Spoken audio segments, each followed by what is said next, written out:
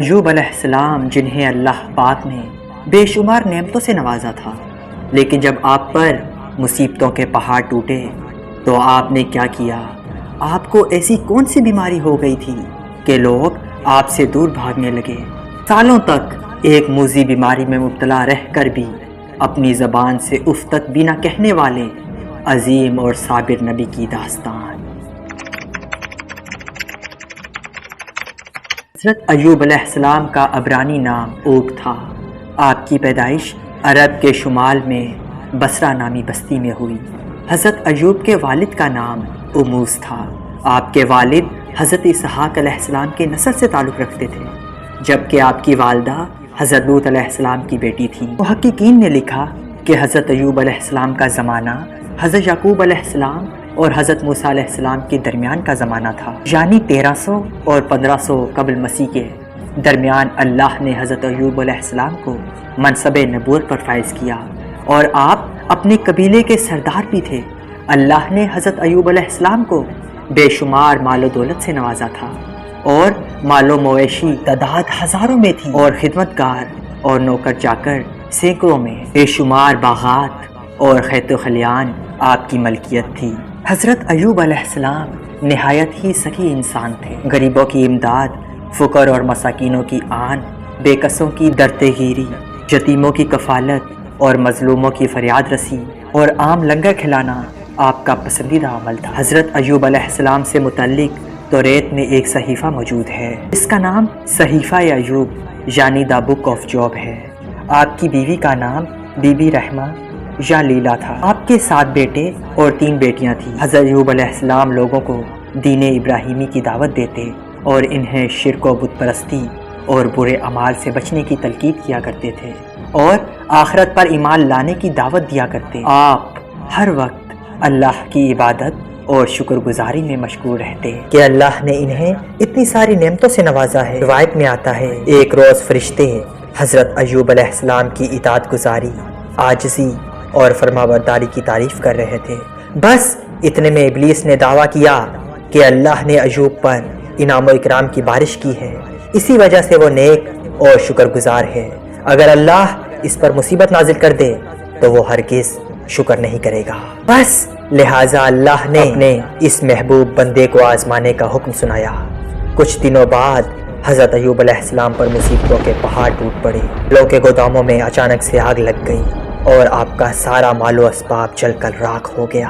اس پر حضرت ایوب علیہ السلام نے صبر کیا اور اللہ کی رضا میں راضی رہے۔ پھر کچھ دن گزرے ہی تھے کہ ڈاکوؤں نے آپ کے غلاموں اور نوکروں کو مار کر مویشیوں کو لوٹ لیا۔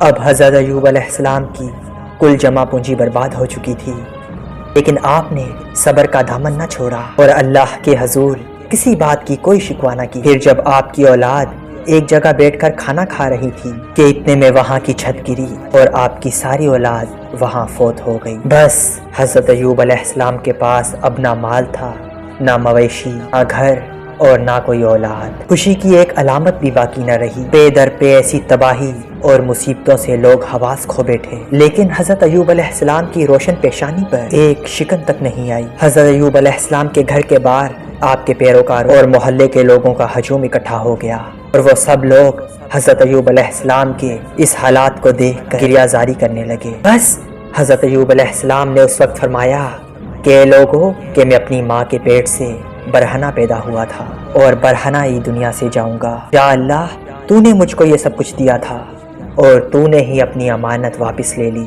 حضرت ایوب کا سب کچھ ختم ہو چکا تھا، لیکن اب سب سے بڑی آزمائش ابھی باقی تھی۔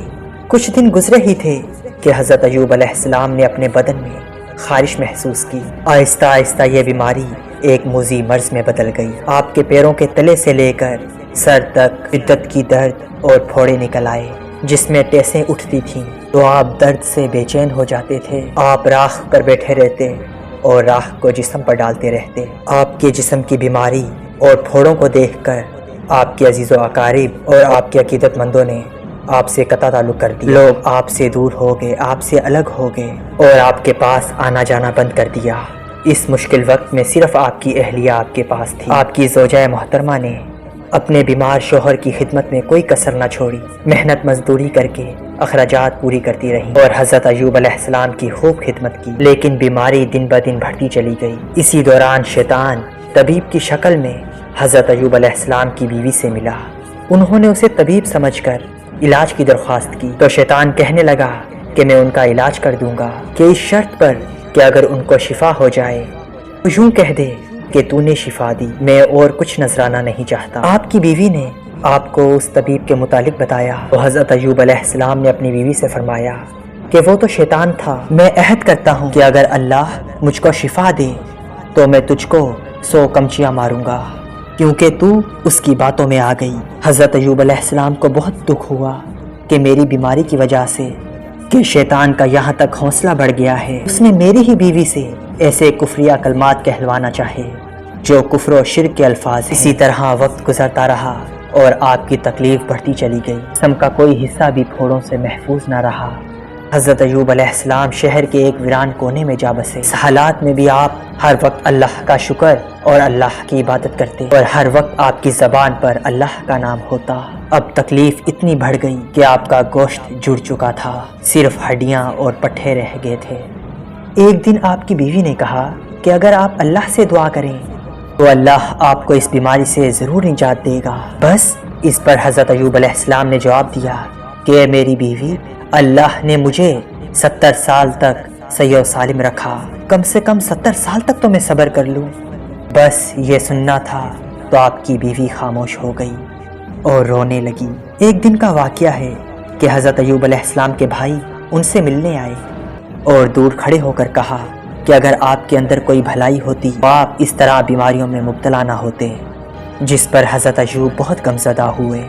روایتوں کے مطابق حضرت ایوب علیہ السلام اس بیماری میں تقریباً 18 سال تک رہے اور درد شدت کو برداشت کیا۔ ایک قول کے مطابق 3 سال اور ایک قول کے مطابق 7 سال تک برسوں مشقتیں اور تکلیف جھیلنے کے بعد بھی آپ برابر صبر و شکر کرتے رہے، اور پھر آپ نے اللہ کے حکم سے یوں دعا مانگی کہ بے شک مجھے تکلیف پہنچی ہے اور تو سب رحم کرنے والوں سے بڑھ کر رحم کرنے والا ہے، لہٰذا اب امتحان کی گھڑیاں ختم ہوئی، آپ خدا کی آزمائش میں پورے اترے اور امتحان میں کامیاب ہو گئے۔ حضرت ایوب علیہ السلام کی دعا بارگاہ الہی میں قبول کر لی گئی۔ انہوں نے اپنا پاؤں زمین پر مارا، جہاں سے ٹھنڈے اور شیریں پانی کا چشمہ پھوٹ پڑا۔ پھر آپ نے اپنے لاغر اور کمزور جسم کو اس پانی میں ڈال دیا۔ جیسے جیسے جسم میں پانی پڑتا، جسم میں توانائی آتی جاتی۔ آپ دیر تک نہاتے رہے، جہاں تک کہ مکمل طور پر صحت مند ہو گئے۔ حضرت ایوب علیہ السلام کے لیے اللہ نے جنت سے جوڑے بھیجے، جسے آپ نے پہن لیا اور وہاں سے ہٹ کر ایک الگ جگہ پر جا بیٹھے۔ اس دوران آپ کی بیوی وہاں موجود نہیں۔ جب ان کی بیوی وہاں تشریف لائی تو انہیں پہچان نہ سکی۔ انہوں نے آپ ہی سے پوچھا کہ اے اللہ کے بندے، کہ یہاں ایک آفت زدہ شخص ہوتا تھا، وہ کہاں گیا؟ اس پر حضرت ایوب علیہ السلام نے فرمایا کہ میں ہی ایوب ہوں۔